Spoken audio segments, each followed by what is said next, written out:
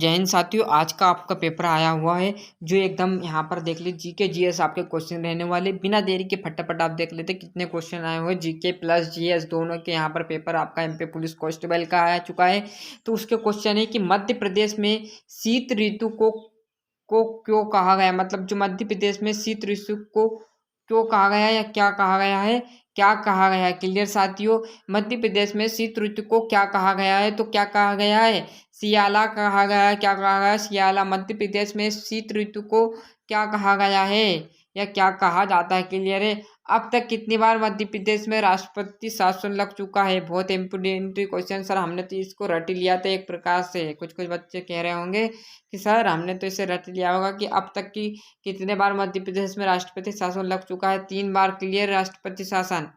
आगे देखेंगे अगला प्रश्न, फटाफट देख लीजिए। होशंगाबाद जिला किस संभाग के अंतर्गत आता है। क्या पूछ रहा है, होशंगाबाद क्या पूछ रहा है, होशंगाबाद जिला किस संभाग के अंतर्गत रहा है। संभाग पूछा हुआ है तो नर्मदापुरम क्या है, नर्मदापुरम क्या है, एक आपका संभाग है। किसके अंतर्गत आता है आपका, होशंगा जिले में किस संभाग में आता है, तो नर्मदापुरम में। क्लियर है। चंद्रशेखर आजाद का जन्म मध्य प्रदेश के किस जिले में हुआ। बिल्कुल, अरे ये तो हम तो भैया तीसरी क्लास में पढ़ लिया था, आपका झाबुआ। क्लियर है साथियों, चंद्रशेखर आजाद का जन्म मध्य प्रदेश के किस जिले में हुआ है। एमपी कांस्टेबल में पूछा हुआ क्वेश्चन, क्योंकि भैया एमपी का ही पूछेगा पूरा, एमपी कांस्टेबल एमपी पुलिस। साथियों ध्यान देना है आपको। क्लियर है। आगे बता दूं, किस जनजाति का संबंध गोल गंधे डोया विवाह से है। क्लियर साथियों, फिर मैंने बताया था आपको यहाँ पर जनजाति है, एक आपकी जनजातीय है, आपका दूसरा है एक और जनसंख्या है, एक आपका राष्ट्रपति लागन सासू है, एक आपकी नदी है, एक परियोजना है। क्लियर साथियों, इनसे बहुत ही महत्वपूर्ण आपके क्वेश्चन पूछे जाते हैं। नदी है, परियोजना है, आपके पास जिससे बांध है। आप यहाँ पर जनजाति देख सकते हैं, झीलें देख सकते हैं, यहाँ पर वो जनसंख्या देख सकते हैं। क्लियर साथियों, क्लियर है। तो किस जनजाति का संबंध गोल गंधेड़ो विवाह से है, तो आपका भील से। भील में ऐसा होता है, बिल्कुल अक्सर आपको याद है, और मेरे को तो पता नहीं भैया, इसे फालतू भील की है ना। क्लियर है। विजेंद्र सिंह किस खेल से संबंधित है। फिर मैंने खेल का आ गया, देखो खेल किससे संबंधित है, तो किससे है, मुक्केबाजी से। मुक्केबाजी से कौन है, विजेंद्र सिंह आपके जो है किससे संबंधित है, मतलब पूछ रहा कि मतलब विजेंद्र जी से वो किस में उनकी रुचि है, मतलब कौन से संबंधित है, तो वो ने मुक्केबाजी में अवार्ड जीता हुआ किसने, विजेंद्र सिंह। क्लियर है। आगे देखेंगे, शंकर दयाल शर्मा किस क्रम के राष्ट्रपति थे। मैंने बताया तब भी हाल आपको राष्ट्रपति साथ जगह, देखो 2 से 3 प्रश्न आपके हर बार आते हैं। शंकर दयाल शर्मा किस क्रम के राष्ट्रपति थे, तो आपके 90 क्रम के राष्ट्रपति कौन थे, शंकर दयाल शर्मा थे। अगला पेपर भैया अगला था, किसी दिन आ जाएगा, ये कहीं पेपर रिटर्न हो सकता है, कोई भरोसा नहीं है। क्लियर है, तो अच्छे से ध्यान से देखना है। आगे देखेंगे, नेहरू स्टेडियम कहाँ स्थित है। खेल से संबंधित एक और प्रश्न आया है कि नेहरू स्टेडियम मतलब आपका खेल से एक और प्रश्न आप भी बताया था मैंने, विजेंद्र कुमार आप मुक्केबाजी से।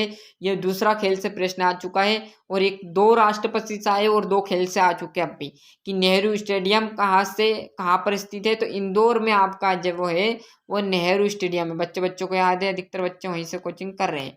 वीटो हॉल का नया नाम क्या है। वीटो हॉल, बिल्कुल यहाँ पर अभी हाल ही में चल रहा है वीटो हॉल। तो कुशभाऊ ठोकरे हॉल क्या है, कुशभाऊ ठोकरे हॉल किसका है, मेट्रो हॉल का नया नाम है ये, क्या है, कुशभाऊ ठोकरे हॉल। क्लियर साथियों। आगे पढ़ेंगे, सादरपूर्ण अभ्यारण्य देख लीजिए, अभ्यारण्य से भी आ चुका प्रश्न। हर एक चीज से जो बताई थी वहीं से आपके क्वेश्चन बनते हुए आ रहे हैं साथियों। थार से किसका, सादरपूर्ण अभ्यारण्य कहाँ स्थित है, अभ्यारण्य आपका कहाँ स्थित है, वो आपका आ जाएगा थार में। क्लियर है। आगे और कैसे प्रश्न आएंगे चर्चा करते हैं। आपका गोहर महल कहाँ स्थित है। बिल्कुल, गोहर महल आपने देखा होगा तो भोपाल में स्थित है। कहाँ पर स्थित है साथियों, भोपाल में। कौन है आपका जो है गोहर महल, जो कहाँ स्थित है, भोपाल में। क्लियर है, क्लियर है। आगे बढ़ते हैं साथियों, मध्य प्रदेश परियोजना। फिर क्या बोला था अभी मैंने कि परियोजना से आते हैं, बांध से आते हैं, आपके अभ्यारण्य से आते हैं, खेल से आते हैं, राष्ट्रपति वाले से आते हैं, जनसंख्या से आते हैं, जनजाति से आते हैं। भैया 6-7 ये 7-8 ये टॉपिक है, यहीं से प्रश्न घुमा घुमा के दे देगा कि मध्य प्रदेश की सबसे बड़ी परियोजना कहाँ स्थित है, तो वो आपके रीवा में है। रीवा में कहाँ पर है, ये पूछा आपसे, रीवा में। और कितने आपके यहाँ पूछते कितनी मीटर है, तो 750 मेट्रो वोट की वहाँ पर है क्या है सबसे बड़ी परियोजना। अभी ये सिर्फ ये पूछा कि मध्य प्रदेश में सबसे बड़ी परियोजना कहाँ स्थित है, तो वो आपको लगाना है रीवा में। क्लियर है। रीवा नहीं दे तो आपको 750 मेगावाट लगा सकते हो, और ये पूरा दिया तो कोई दिक्कत की बात नहीं, पर ये पूरा नहीं देगा, आपको सिर्फ देगा वो कि यहाँ पर रीवा में है, सतलज में कुछ में, तो आपको रीवा में लगाना है। क्लियर है। आगे बढ़ते हैं। जय विलास महल कहाँ स्थित, फिर देख लीजिए वहीं से आ गया। अभी प्रश्न मैंने बताया था आपको साथियों, वहीं से घुमा रहा प्रश्न, आपको ध्यान हो तो कि ग्वालियर से क्या है, ग्वालियर से शायद राइट आंसर होने जाने वाला है। जय विलास महल कहाँ स्थित है, तो ग्वालियर में। क्लियर है। आगे प्रश्न की ओर चर्चा करते हैं। नर्मदा नदी, फिर क्या बोला था मैंने अभी आपको कि यहाँ पर नदी से प्रश्न आया हुआ है, आ चुका है कि नर्मदा नदी के किनारे कौन सा शहर बसा हुआ है। बिल्कुल होशंगाबाद आपके उसके नजदीक आ चुका है। किसके, नर्मदा नदी के किनारे कौन सा शहर बसा हुआ है, तो हमारा जो है होशंगा नर्मदा नदी के किनारे बसा हुआ एक शहर है। क्लियर है साथियों। आगे प्रश्न और कैसे हैं। खजुराहो का महाकाव्य काल किस नाम से जाना जाता है, तो आपका आ जाएगा चेदी। चेदी से आपका क्या जान, चेदी आपका राइट आंसर हो जाएगा। खजुराहो का महाकाव्य है ये क्या है, खजुराहो का महाकाव्य काल है किस नाम से जाना जाता है, तो आपका चेदी के नाम से जाना जाता है। क्लियर साथियों। कुछ और प्रश्न बचे हुए क्या है। ग्वालियर में सिंधिया वंश की स्थापना किसने की थी, बहुत इंपॉर्टेंट है, यही मैं तलाश कर रहा था भैया कि आपके वंश वंश कब आएंगे क्वेश्चन। तो ग्वालियर में सिंधिया वंश की स्थापना किसने की थी, अब यहाँ पर सिंधिया वंश देखेंगे।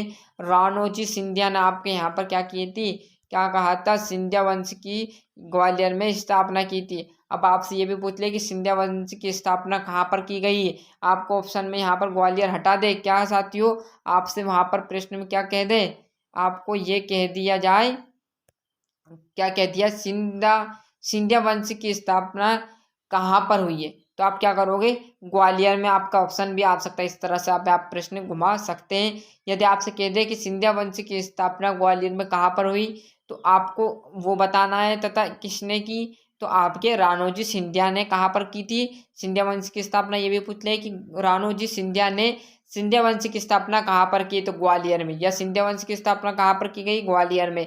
या पूछ ले कि ग्वालियर में स्थित सिंधिया वंश की स्थापना किसने की थी, तो राणोजी सिंधिया ने की थी। क्लियर। ऐसे भी आपको प्रश्न घुमा घुमा के दे सकता है। क्लियर साथियों। लास्ट प्रश्न है आपका जनसंख्या से, फिर मैंने आपको बताया था साथियों कि जनसंख्या से आपका प्रश्न फिर उठा लिया उसने। क्लियर है कि अनुसूचित जातियों की सर्वाधिक जनसंख्या किस जिले में है, जातियाँ पूछ ली है, जनजातियाँ, तो अनुसूचित जातियाँ पूछी हुई है, तो वो आपके उज्जैन में। उज्जैन में क्या है, अनुसूचित जातियों की सर्वाधिक जनसंख्या, अनुसूचित जातियों की। कृपया ध्यान दें, जातीय अनुसूचित जनजाति ना बोला है, क्या बोला, जातिया की सर्वाधिक जनसंख्या किस जिले में, तो आपका उज्जैन में। देख लीजिए साथियों, इसे पूरे के पूरे मैंने कवर करा दिए। फिर बोल रहा हूँ कि आपकी नदी बांध परियोजना, खेल आपकी जो राष्ट्रपति से लागू है, आपके अभ्यारण्य और खेल आप देख सकते हो, नदी परियोजना बांध, ये आपको जो मेन टॉपिक है इसको आप जरूर पढ़ के जाए, जिससे आपको परीक्षा में मदद मिलेगी साथियों। मेरा कहना आप जरूर मानिएगा। इसी प्रकार आपका आज का आया पेपर हुआ था, ये देख लीजिए, और यही पेपर किसी दिन भी रिटर्न हो सकता, कोई भरोसा नहीं। जिनका बचा हुआ वो देख लीजिए, अच्छे से मेहनत